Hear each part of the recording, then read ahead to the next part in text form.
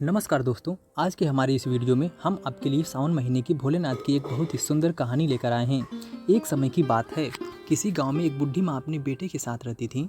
माँ बेटे बहुत मेहनत मजदूरी करके अपना गुजारा करते थे। एक बार बुढ़ी माँ के मन में विचार आया कि अब उसका पुत्र विवाह के योग्य हो गया है, अब उसे अपने लिए एक पत्नी ले आनी चाहिए।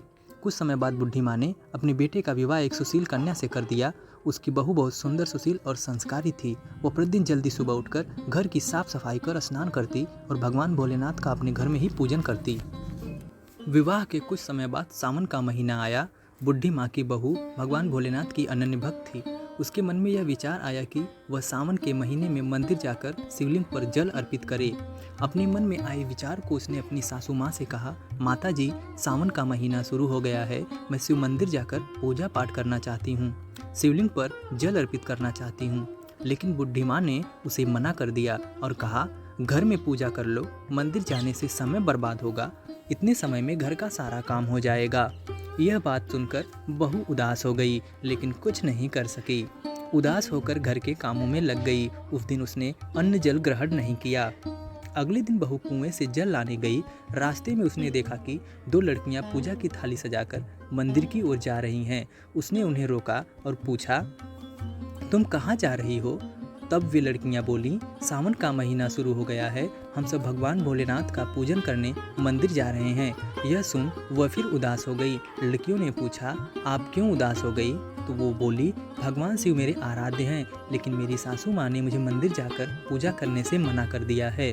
तब लड़कियां बोली, आप चिंता मत करो, हर रोज़ इसी समय पानी भरने आया करो और हमारे साथ मंदिर जाकर भगवान शिव की पूजा कर उन पर जल अर्पित किया करो। तब वे बोली, लेकिन मेरे पास पूजा की कोई सामग्री नहीं है, घर से लाऊंगी तो सासू माँ को पता चल जाएगा। तब लड़कियाँ बोली, कोई बात नहीं, आप हमारी पूजा की सामग्री से पूजन कर लेना। यह सुनकर वह बहुत खुश हुई और रोज़ उनके साथ मंदिर जाने लगी, जहाँ वह शिवलिंग पर जल अर्पित करती, भक्ति भाव से भोलेनाथ की पूजा करती।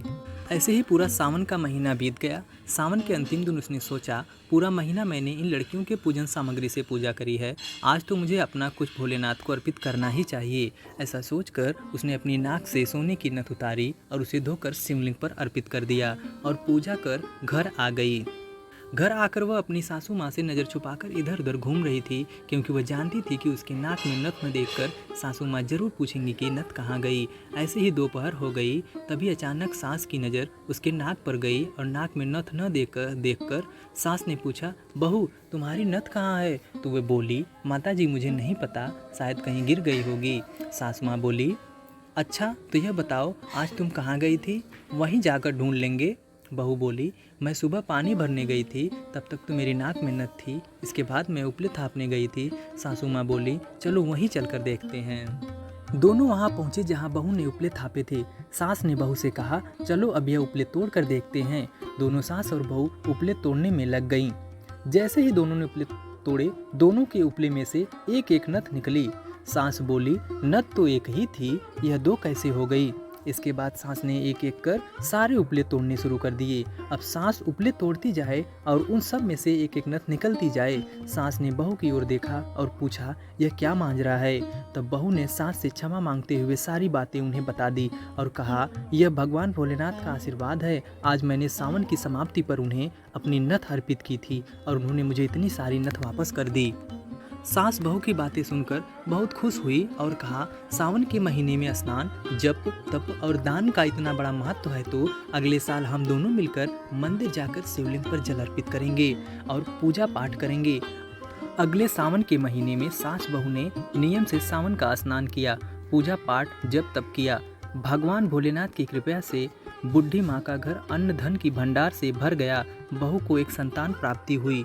तो दोस्तों, आपको भगवान भोलेनाथ की यह कहानी कैसी लगी कमेंट में ज़रूर बताएं और ऐसे ही ढेर सारी कहानियों को सुनने के लिए आप हमारे चैनल को सब्सक्राइब कर लीजिए। धन्यवाद दोस्तों।